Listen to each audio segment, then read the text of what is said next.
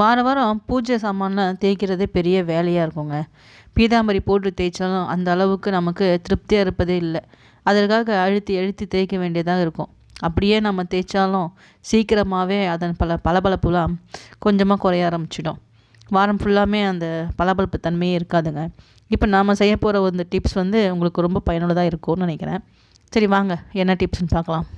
First நம்ம ஒரு டப்பு ஒன்று எடுத்துக்கலாங்க. அந்த டப்பில் நம்ம பூஜை பாத்திரம் பிடிக்கிற அளவுக்கு போட்டுக்கோங்க. போட்டு முழுகிற அளவுக்கு தண்ணி இருந்தால் போதும்.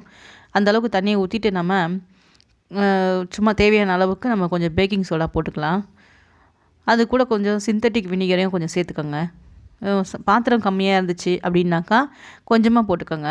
பாத்திரத்துக்கு ஏற்றது போல் இன்னும் கொஞ்சம் கூட எக்ஸ்ட்ராவாக நம்ம போட்டு ஊற வச்சுக்கலாம்.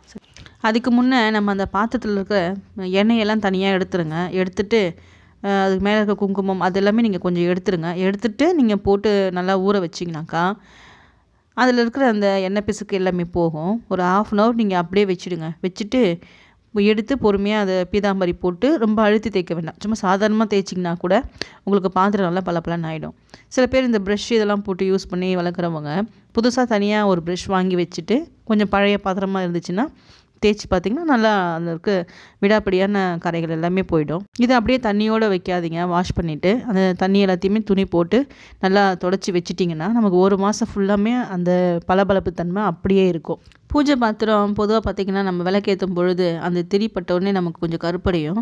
அந்த மாதிரி அடியாமல் இருக்கணும்னு சொன்னாக்கா நம்ம குங்குமஞ்சா வைக்கும் பொழுது திரி போடுற இடத்துல நீங்கள் லைட்டாக விபூதி வச்சுடுங்க. வச்சுட்டு நீங்கள் குங்குமஞ்சா வச்சுட்டு அதுக்கடுத்து நீங்கள் சூடம் ஏற்றுனீங்கன்னா சொன்னாக்கா கருப்பு படியாமல் இருக்கும். சரிங்களா? அதே மாதிரி நம்ம சூடம் கொளுத்துவோம் பார்த்திங்களா, அந்த தட்டில் கூட நீங்கள் அதே மாதிரி விபூதியை வச்சுட்டு நீங்கள் கற்பூரம் கொளுத்தும் போது உங்களுக்கு அந்த இடத்துல கரிப்படியாமல் இருக்கும்.